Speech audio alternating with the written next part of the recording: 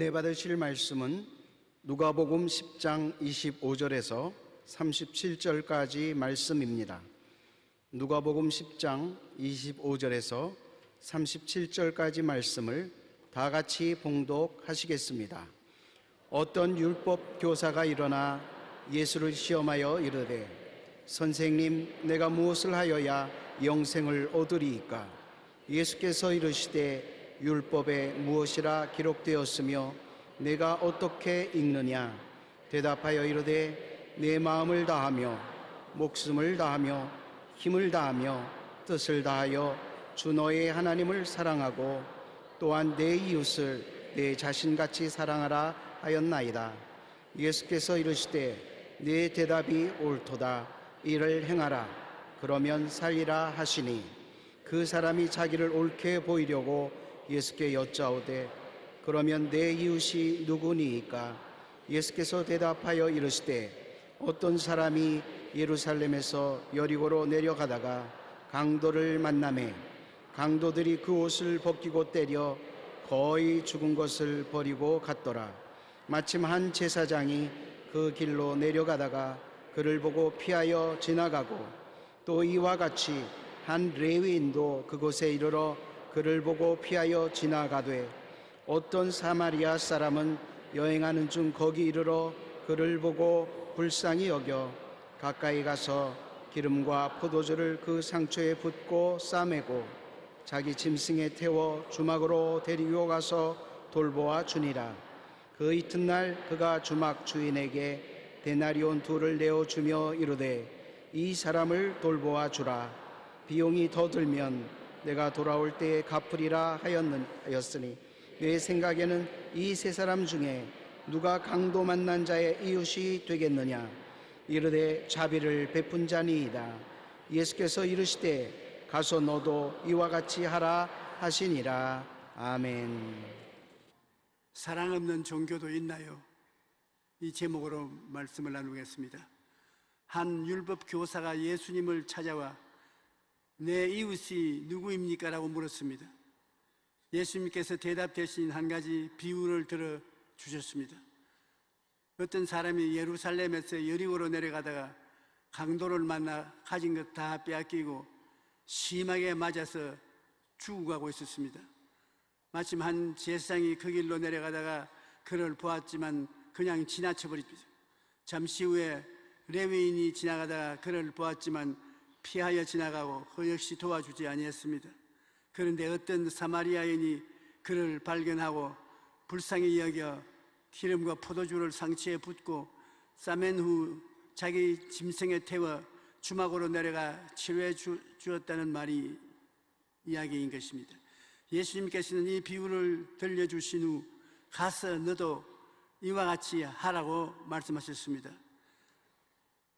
이것이 좋은 이웃이 되는 길이라는 것입니다.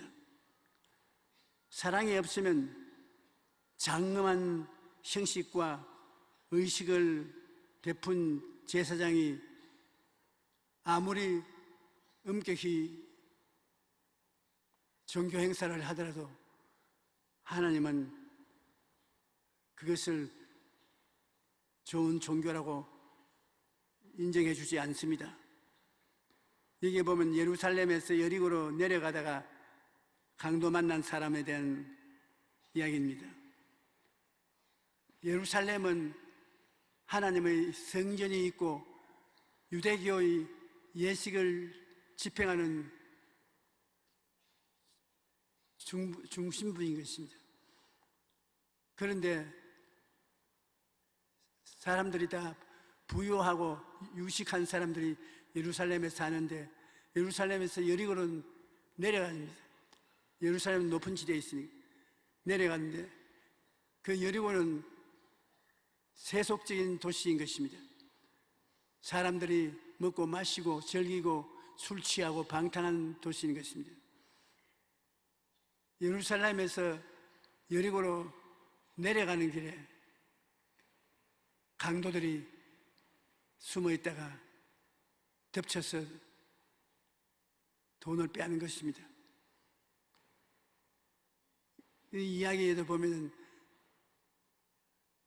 여리고 평지에서 곡식을 농사를 지어서 예루살렘에 와서 팔고 돈을 잔뜩 지갑에 넣어서 여리고로 내려오다가 잡혀서 얻어맞고 돈 다 뺏긴 것입니다. 그런데 이 장사꾼만 그렇게 해서 여리고로 내려가는 게 아니라 제사장이 예루살렘에서 여리고로 내려갔을 때, 여리고로 내려갔다는 것은 타락했다는 것입니다. 제사장이 타락해서 여리고로 내려갔는데, 여리고로 내려가는 사람이 종교적인 이름으로 불쌍한 사람 도와주지 않습니다. 종교는 있어도 사랑은 없습니다. 강도 맞아서 죽어가는 사람 보고서 율법의 준행자인 제사장이기 때문에 상당히 고약한 얼굴로 교훈을 하고 그대로 내려갔습니다. 그럼 레위인도 오다가 역시 예루살렘에서 여리고로 내려가는 길에 그 강도를 보고, 강도 맞는 사람 보고 꾸짖고 흉보고 그냥 지나갔습니다. 아무리 훌륭한 교훈을 주고 꾸짖어도 죽어가는 사람 살리는 사랑이 없으면 그 종교는 소용이 없는 것입니다. 그런데 한 사마리아 사람이 내려가지 않고서 이리저리 여행을 하다가 그 사람을 보게 된 것입니다. 유대인들이 사마리아 사람은 개라고 하고 사람으로 취급하지 않습니다.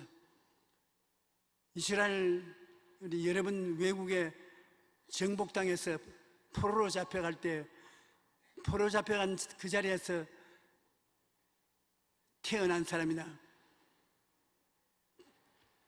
그런 종류의 사람들은 사마리아인이라고 해서 순수한 유대인으로 취급해 주지 않았었습니다. 그러나 이 사마리아인은 강도 만나서 피투성이가 된 사람을 위해서 기름과 포도주를 부어 응급처치를 했습니다. 광야를 지나가는 사람은 기름이나 포도주를 언제나 준비하고 있습니다. 그 치러지는 그 피부에 기름을 칠하고 포도주는 병균이 들어옴지 못하게 위해서 포도주를 부은 것입니다. 그리고 붕대를 감고 있지 않습니다. 긴 옷을 입고 있는데 자기 옷을 찢어가지고서 그 상처들을 감아 묶어주고 호텔로 갑니다. 그 사막이나 들에 있는 주막집이 호텔이 되는 것입니다.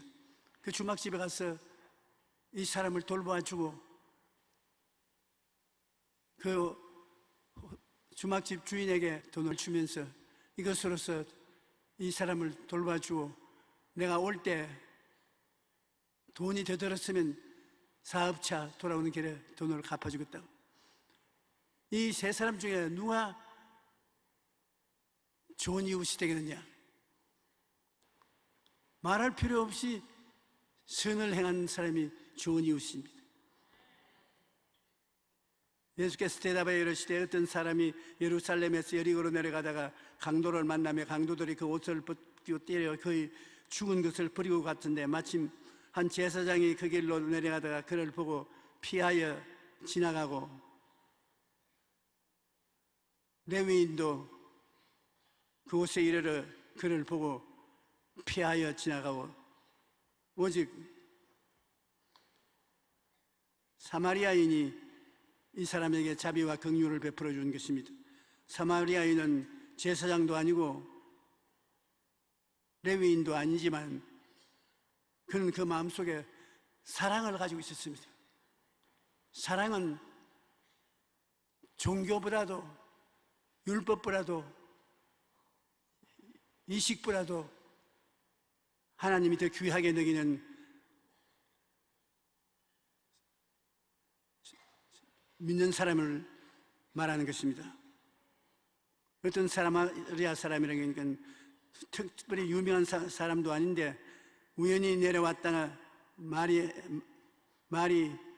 없어 그저 강도 만난 사람 곁을 지나다가 그 상황을 보고 상치에 기름 포도주를 붓고 짐승에 태워 주막집에 입원을 시키고 치료비 일부를 주면서 집 주인에게 잘 돌봐주기를 부탁하고 비용이 더 들면 돌아온 길에 갚겠다고 말한 것입니다. 이 어떤 사마리아인은 여행하는 중 거기에 이르러 그를 보고 불쌍히 여겼다는 것입니다. 꾸짖지도 않고 교훈도 하지 않고 이미 얻어맞아 피투성이가 되어 쓰러진 사람 보고 꾸짖어봤자 무슨 소용이 있겠습니까? 종교적인 교훈을 한들 그 교훈이 그 사람 살리겠습니까? 먼저 살려놓고 보아야 되는 것입니다. 이 사마리아인은 사회적으로 인정을 받지 못하지만은 이 사람에게 불쌍히 여기는 마음으로 돌봐준 것입니다. 오늘날 예수님께서 이 교훈의 말씀을 하는 것은 우리가 이 세상에 율법주의자가 올바른 신앙을 한다, 레위인 같은 의식주의자가 올바른 신앙생활을 한다, 그렇게 말을 한데 하나님은 율법주의자도 의식주의자도 아닌 마음의 사랑을 가지고 있는 사람을 온전한 하나님이 자녀로 생각하는 것입니다. 율법주의자는 꾸짖고 심판하고 지나가는 것입니다. 율법은 법이니까 법을 어긴 사람만 법입니다. 다른 사람 전부 법의 안경을 가지고서 보아서 모자란 점을 지적하고 꾸짖는 일을 하는 것이 자기의 본분으로 생각하고 있는 것입니다. 마태복음 7장 3절로 5절 같이 어찌하여 형제의 눈 속에 있는 티는 보고 내 눈 속에 있는 들보는 깨닫지 못하느냐. 보라, 내 눈 속에 들보가 있는데 어찌하여 형제의 말하기를 나로 내 눈 속에 있는 티를 빼게 하라 하느냐. 외식하는 자여, 먼저 내 눈 속에서 들보를 빼어라. 그 후에 밝히 보고 형제의 눈 속에서 티를 빼리라.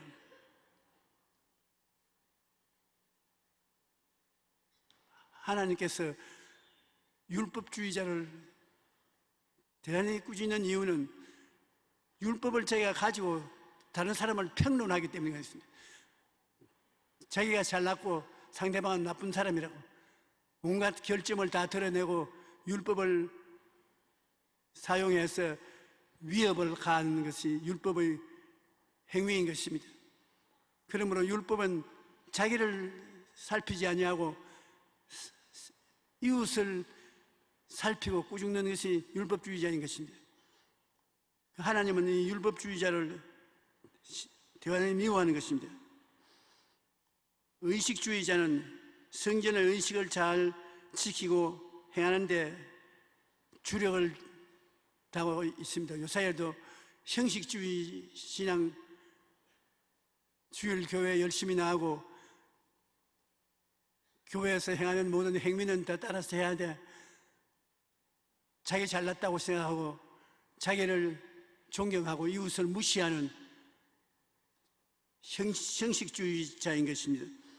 내용이 없는 신앙생활을 하는 사람, 이런 사람은 레위인에 속한 것입니다. 이 사람도 강도 떼들을 만나 의제마다 죽어가는 사람을 비난만 하고 도와주지 않았습니다. 율법주의자, 이식주의자들은 내용이 없는 신앙을 가지고 있는 것입니다. 그러나 사마리아인은 내용이 있는 신앙을 가지고 있는 것입니다. 그는 제사장이 될 수 없습니다. 레위인도 안 됩니다. 사람들은 그 제사장이나 레위인을 인정해 주지 않습니다. 그러나 그는 불쌍히 여기는 마음을 가지고 있는 것입니다. 하나님이 종교의 내용으로 보는 자비한 마음인 것입니다. 하나님께서는 형식과 의식을 중요하게 여기지 않습니다. 형식과 의식 속에 있는 사랑을 원하시는 것입니다. 로마서 13장 8절에 보면 피차 사랑의 빛 외에는 아무 깨든지 아무 빛도 지지 말라. 남을 사랑하는 자는 율법을 다 이루었느니라. 사랑하면 율법과 의식을 다 이루은 것이 됐다는 것입니다. 로마서 13장 10절에 보면 사랑은 이웃에게 악을 행하지 아니하나니 그러므로 사랑은 율법의 완성이니라. 사랑하면 율법이 다 이루어진 것이라는 것입니다. 사랑하지 않고 율법을 가지고서 평론만 하면 그것은 종교가 타락한 것이 되고 마는 것입니다. 하나님께서는 훌륭한 설교, 천사 같은 웅변, 탁월한 지식, 위대한 지도력을 가진 사람도 사랑이 없으면 위선자요, 꽹과리 소리에 불과하다. 대단히 음한 판단을 하시는 것입니다. 우리는 훌륭한 설교를 하고 천사 같은 웅변을 하며 탁월한 지식을 가지고 위대한 지도력을 발휘하면 대단한 인물로 생각하고 존경하지만 하나님은 내용이 사랑이 없으면 그것은 위선적인 것이라고 말하는 것입니다. 고린도전서 13장 1절에 내가 사람의 방언과 천사의 말을 할지라도 사랑이 없으면 소리나는 구리와 울리는 꽹과리가 된다. 그러니 우리의 신앙생활은 항상 내용이 있는 삶을 살아야 되는 것입니다. 자비와 사랑이 있는 삶을 살아야 하나님이 인정하는 신앙이 되는 것입니다. 예언하는 능력이 있어 모든 비밀과 지식을 알고 산을 옮기려는 믿음이 있어도 사랑이 없으면 아무 가치가 없다. 사람을 소개할 때 보면 어느 대학을 나오고 어느 대학에서는 석사 학위를 받고 어느 대학에서는 박사 학위를 받고 그 경력을 보면 대단합니다. 그런데 사랑이 없으면 하나님께서는 제로, 아무 가치도 없다, 무용지물이라고 그렇게 말씀하는 것입니다. 고린도전서 13장 2절에 내가 예언하는 능력이 있어 모든 비밀과 모든 지식을 알고 또 산을 옮길 만한 모든 믿음이 있을지라도 사랑이 없으면 내가 아무것도 아니요.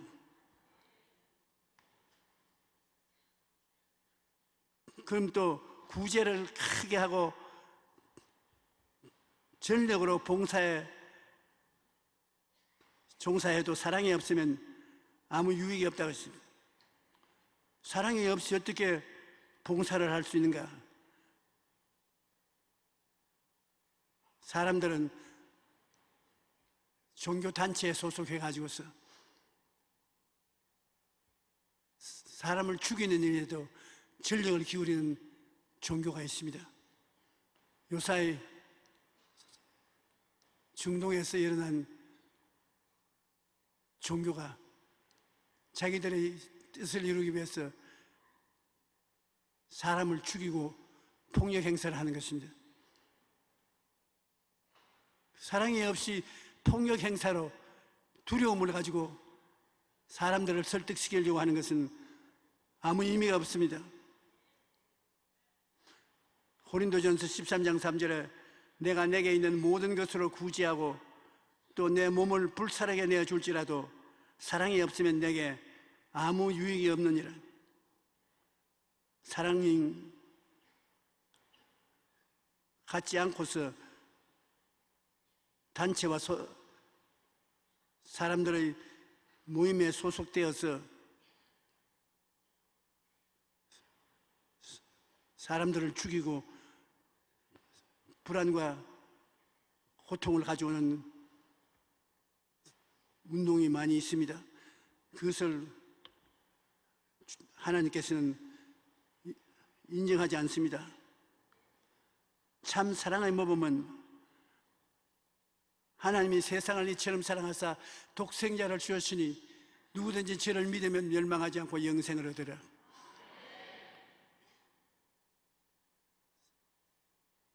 죄를 짓고 불의하고 추악한 일에 썩어가는 버림받아가는 사람들을 살려주기 위해서 자기 몸을 버린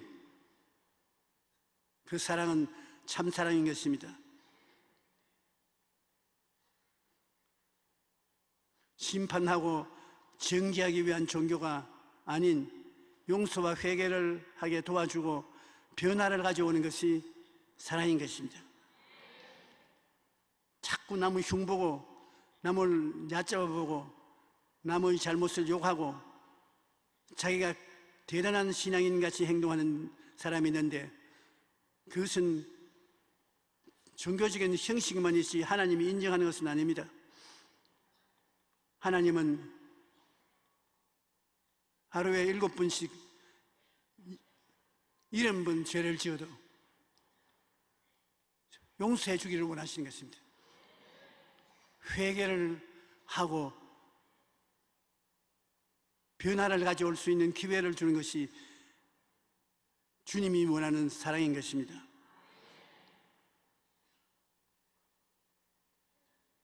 여러분, 우리 예수 믿는 사람들이 다른 것과 다른 것은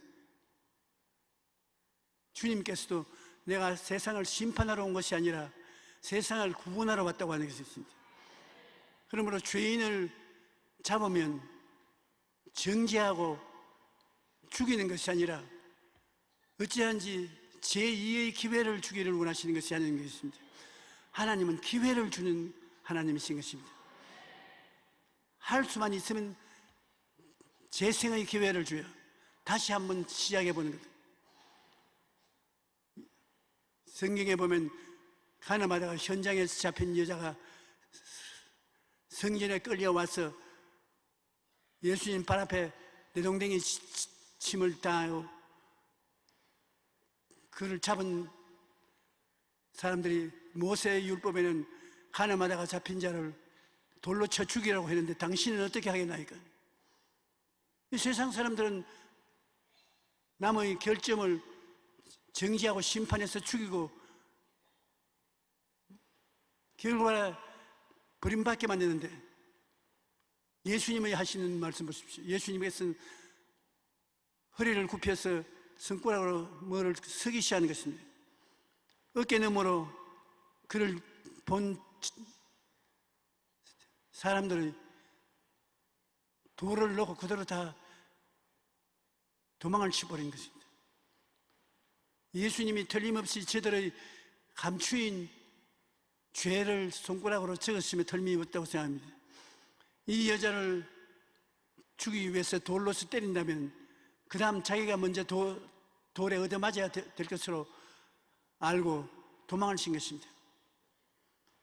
예수님께서 나중에 그 여자를 보고 여자여 고개를 들어보라. 너를 정죄하는 자가 있느냐? 없습니다. 예수님이 나도 너를 정죄하지 않으니 집에 가서 다시는 죄를 짓지 마라. 모세의 율법에는 가늠하다가 잡힌 자는 돌로 쳐 죽이라고 했는데 예수님은 난 너를 정죄하지 않으니 집에 가서 다시 죄 짓지 말라는 것은 다시 한번 기회를 주겠다는 것입니다. 내가 세상에 온 것은 죄 짓는 사람을 잡아서 형벌을 내리는 것이 아니라 다시 회개하고 변화받을 수 있는 기회를 줄 테니 그렇게 노력하라는 거예요. 그러므로 기독교 신앙이 다른 데와 다른 것은 교회에 나와서 조금만 잘못하면 교회 법을 동원하든지 국가법을 동원해야 심판을 하는 것입니다. 정죄하고 심판합니다. 그러고 난 다음 내가 위대한 일을 했다, 내가 훌륭하다고 자화자찬하는데 그렇지 않습니다. 교회에 있는 예수님은 다시 기회를 줘야 된다. 난 너를 정죄하지 않는다. 다시는 죄를 짓지 말라. 회개를 시키는 것입니다. 그러므로 우리는 예수 그리스도의 은혜에 의해서 내일은 오늘보다 좋아지고, 다음 달은 금년보다 좋아지고, 명년은 금년보다 좋아지고, 변화된 사람이 되려고 노력할 수 있는 기회를 얻을 수가 있는 것입니다. 그러므로 여러분은 교회에 나와서 예배드릴 때 이웃의 잘못을 비평하고 정죄하지 마십시오. 이웃을 위해서 기도를 해주고 변화받아 새 사람이 될 수 있는 길을 열어주는 데 도움을 주님께서 원하시는 것입니다. 베드로전서 4장 8절에 보면 무엇보다도 뜨겁게 서로 사랑할지니 사랑은 허다한 죄를 덮느니라. 죄를 덮어서 그 사람이 지혜할 수 있게 만들어주는 것입니다. 에베소 4장 32절에 서로 친절하게 하며 불쌍히 여기며 서로 용서하기를 하나님이 그리스도 안에서 너희를 용서하심과 같이 하라. 심판하는 것이 아니라 예수 그리스도 안에서 용서한다.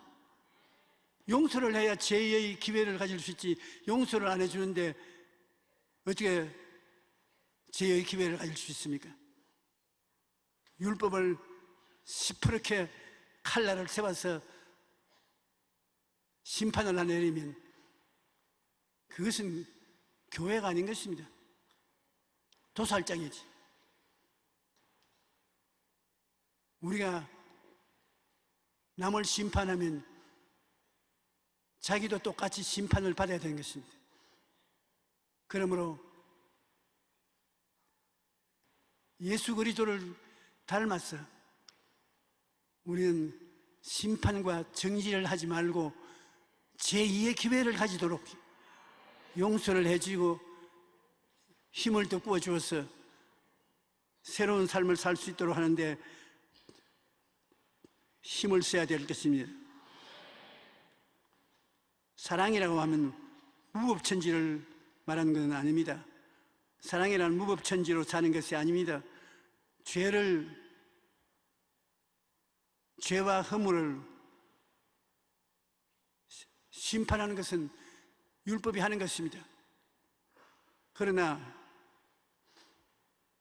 예수님이 대속의 은혜로 회개와 용서를 계속 받을 수 있게 만들어주는 것이 다른 것입니다. 예수님이 죄를 짓고 불의하고 추악한 자를 잘한다고 하지 않습니다.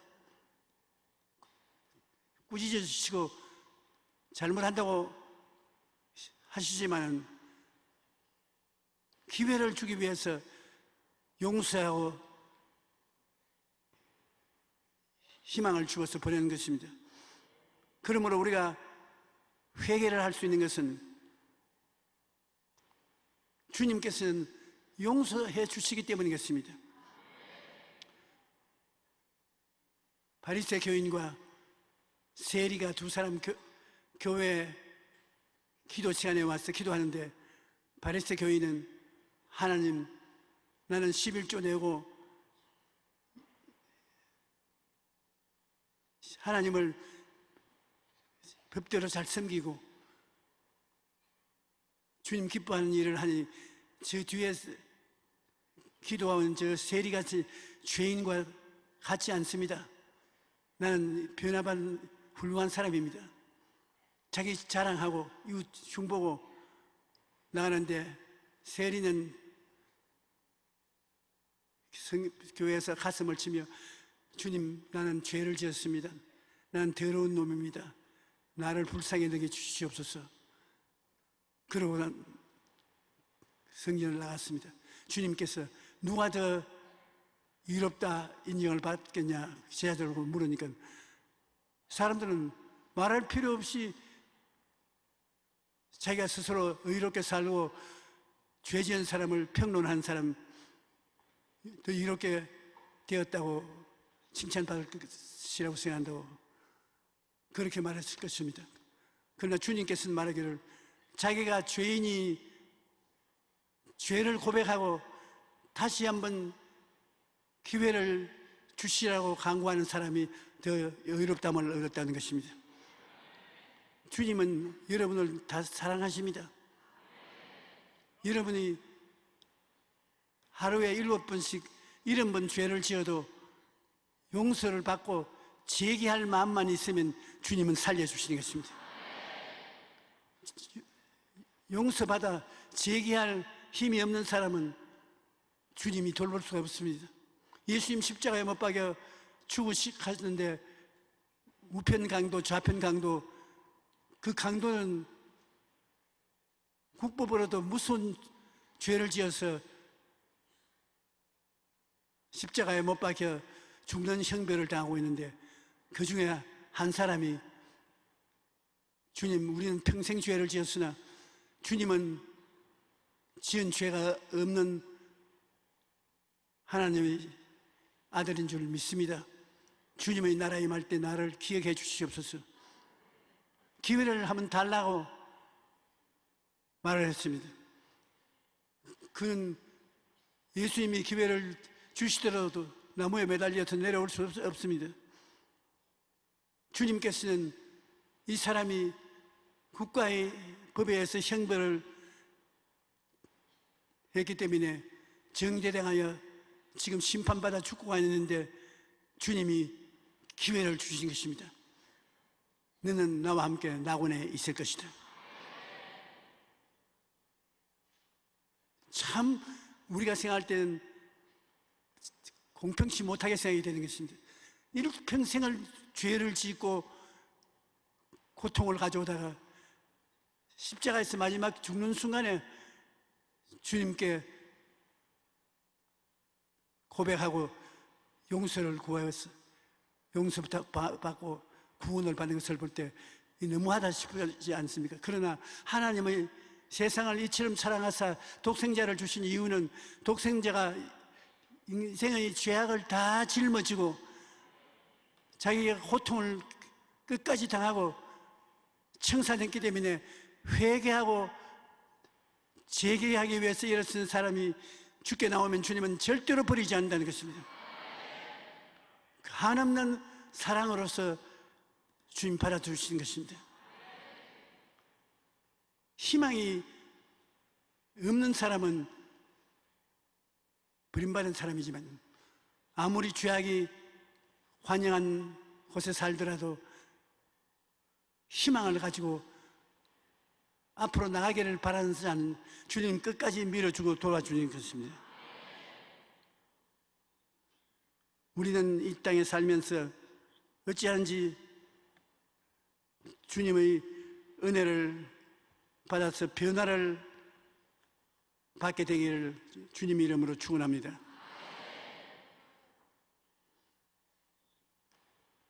선한 사마리아인이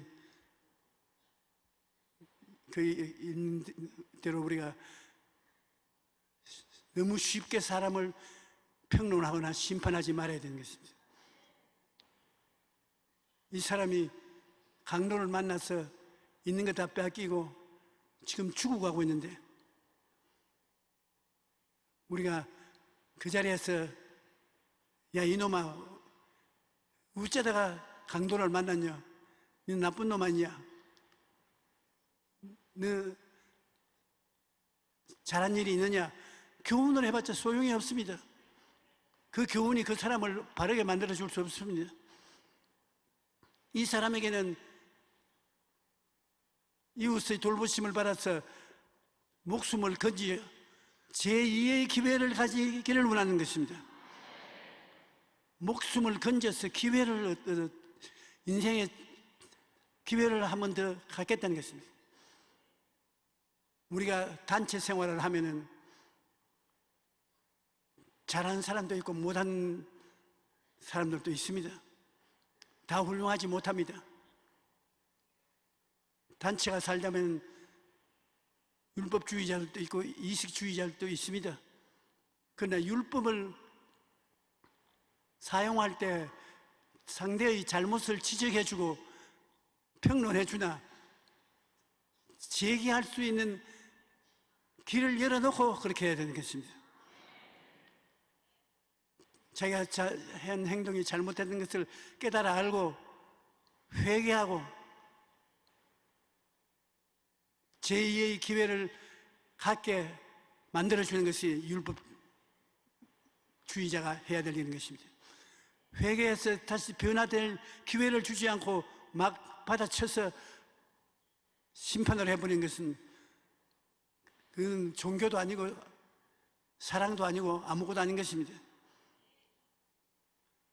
우리가 가정에서도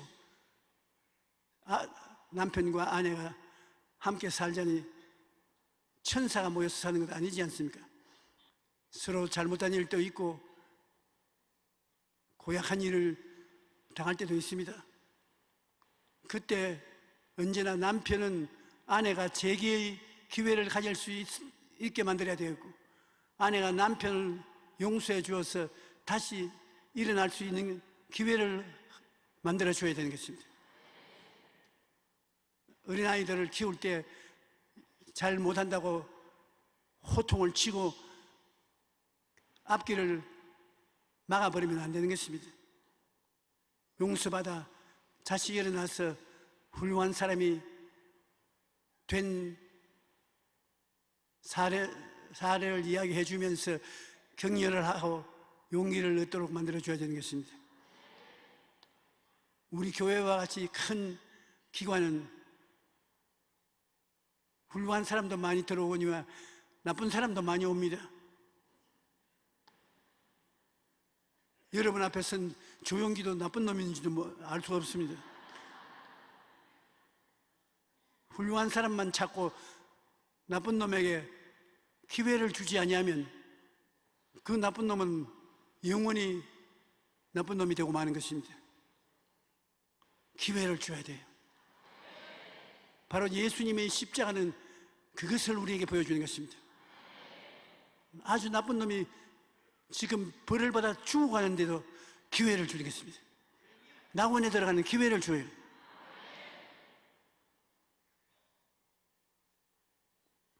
그것을 바라보고 나쁜 놈들이 서로 와서 십자가에 못 박이려고 하지는 않을 겁니다. 예수님께서는 성령으로 여러분 생애 속에 잘못된 것을 지적해서 꾸짖을 때가 있습니다. 그러나 여러분 언제나 알 것은 주님, 나를 좀 밀어주십시오. 나도 일어나서 주님을 따르는 훌륭한 사람이 되겠습니다. 그럼 주님이 그래 그 말 듣기를 원해서 내가 너를 꾸짖은 것이다, 그렇게 말씀하는 것입니다. 그렇기 때문에 여러분 모두 다 가능성을 가지고 있는 것입니다. 나아질 가능성을 가지고 있기 때문에, 그러므로 하나님께서 아무도 버리지 않는 이유가 거기에 있는 것입니다. 사람은 재기에서 새 사람이 될 수 있는 기회가 있습니다. 하나님은 세상 사람들이 그 기회를 가지고 있는 것을 알기 때문에 어찌하든지 그 기회를 주려고 애를 쓰는 것입니다. 내 눈에 있는 대들보는 못 보고 눈에 티가 있는 이웃을 정지하느냐, 과장하게 말씀하신 것이지만 내 눈에 대들보 같은 잘못을 가지고 있으면서 조그마한 잘못을 가지고 있는 이웃을 심판해서는 안 될 것입니다. 우리가 모여서 심판을 할 때는 언제나 희망을 주는 심판을 해야 되는 것입니다. 여러분 생각에 희망을 줄 수 있도록 도와주는 것이 예수님을 기쁘시게 하는 예배가 되는 것입니다. 우리는 모두 다 선한 사마리아인과 같이 되어서 이 세상에서 상처 입은 사람을 교회로 잘 이끌어서 돌봐주어서 재기할 수 있는 사람들이 되도록 그렇게 만들어 주십시다. 우리 교회가 사회 속에 있어서 사회 빛과 소금이 될 수 있는 것은 교회가 사람을 새 사람 만들 수 있는 처소가 되어야 되는 것입니다. 교회에 와서 서로 마음에 뜻이 안 맞는다고 치고받고 때리고 죽이고 하면 교회가 어떻게 세상을 구출하겠습니까? 교회는 사람을 새롭게 만들어주는 것이 교회인 것입니다. 그러므로 성령께서 교회에 계신 것은 여러분을 변화시키는 능력이 되기 위해서 계신 것입니다. 우리가 우리 힘으로 새 사람이 되지 못합니다. 제의 기회가 있으면 하나님이 성령이여 내 속에 들어오셔서 나를 변화시켜 주시옵소서 기도해서 성령이 여러분을 변화시켜 주신 것입니다. 성령이 여러분에게 사랑을 주시고 믿음 주시고 소망 주시고 은혜를 베풀어 주셔서 여러분이 하나님 앞에 기쁨을 드리는 사람으로 변화가 되어 주는 것입니다. 우리는 보혜사 성령님이 오늘 여러분 속에 들어오기를 원하고 기다리고 있으므로 성령을 인정하고 환영하고 모시드리고 의지하며 성령님을 경배하고 믿고 따라나가면 성령은 여러분을 결코 변화시켜서 새 사람을 만들어 주시는 것입니다. 내 힘과 능력으로 되지 않은 것을 성령은 되도록 만들어 주시는 것입니다. 우리 기독교는 그 때문에 인간적인 힘으로 좋은 사람 만드는 것이 기독교가 아닌 것입니다. 우리가 회개하고 성령을 모시드리면 성령이 여러분을 변화받게 만들어 주는 것입니다. 예수님께서는 그 몸을 찢어서 살을 우리에게 주시고 피를 쏟아서 우리에게 음료로 주셔서 예수님의 살을 먹고 피를 마시고 예수님이 우리 속에 들어와서 변화의 원천이 되겠다고 하시는 것입니다. 오늘 우리가 주님 앞에 모여서 주의 살을 먹고 주의 피를 마시고 주께 감사하면 성령께서 그 마음에 임하여서 훌륭한 변화된 사람이 되게 만들어주는 것입니다. 중생한 사람이 되게 만들어주시는 것입니다.